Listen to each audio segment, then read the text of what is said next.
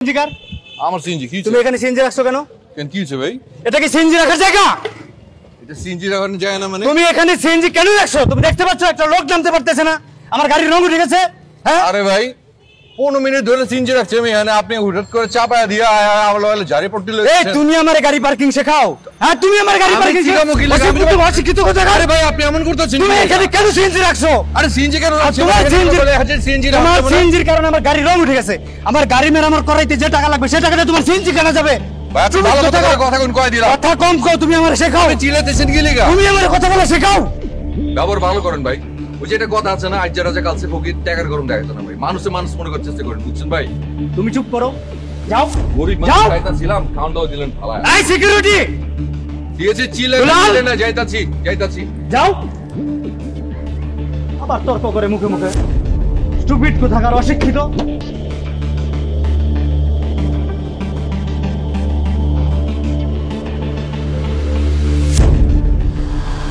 ভাই ভাই ভাই ভাই ভাই একটু থামেন ভাই, ভাই একটু থামেন ভাই, একটু থামেন ভাই। কি হবে? আমি ঘুরে সিএনজি সামনে কেউ খারাই চাও বেড়ে গেলে।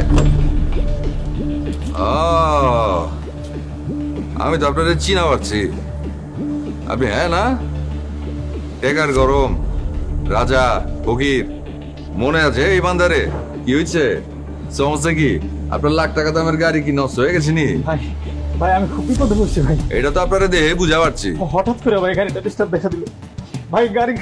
গাড়িতে আমার প্রেগনেন্ট ওয়াইফ আছে ভাই, খুব কষ্ট আছে ভাই, এখনই হাসপাতালে নিয়ে যেতে হবে ভাই। ভাই আপনি যদি একটু করতেন ভাই প্লিজ। আরে কি কইতাছেন আপনি? মানুষ তো মানুষের জন্যই। আরে আপনি ভাবিজানরে বাইক করে লয়েন। জি ভাই এখানে আসো।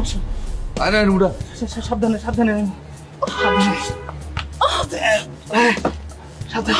ভাবিজান সাবধানে বাঁধো। আমি আর দিচ্ছি। আপনি আস্তে ভাবিজান উড়া পারবো না।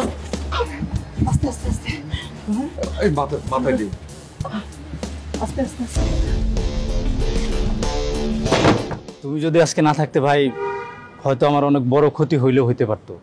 তোমাকে যে আমি কি বলে ধন্যবাদ দেবো আমি তার ভাষা খুঁজে পাইতেছি না ভাই। আরে দূরও ভাইজান রায়ন, তো আমার ধন্যবাদ দেওয়ার কিছু নাই। ধন্যবাদ দিতে চাইলে আল্লাহ রে দেন, বিপদ আপদ থেকে রক্ষা করার মালিক হইতেছে আল্লাহ। আমি তো ছিলাম মাত্র। তুমি ভাই ঠিকই কইছো। আচ্ছা ভাই বলো তো তোমার ভাড়াটা কত দিব? আরে ধন মিয়া রাখেন, বাড়া দিতে না। এই টিপু সবার কাছ থেকে ভাড়া লয় না। শোনেন, এই যে আপনার বিপদে পাশে দাঁড়াতে পারছি এতেই আমি খুশি।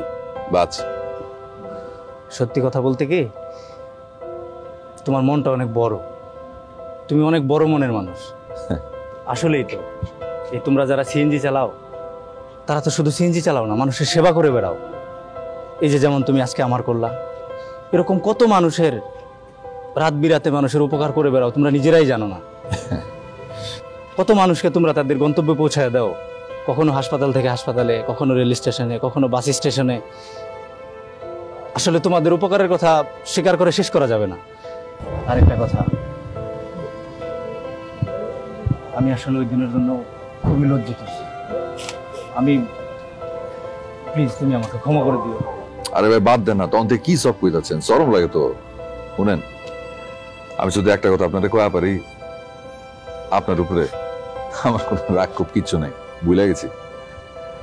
আপনার কাছে আমার শুধু একটাই চাওয়া, যেন বিপদ আপদে মানুষের পাশে দাঁড়াতে পারি, আর এমন করে সোয়াব কমাতে পারি। আই বাজা ভালো থেকে আই। জি তুমি ভালো থেকো। G I.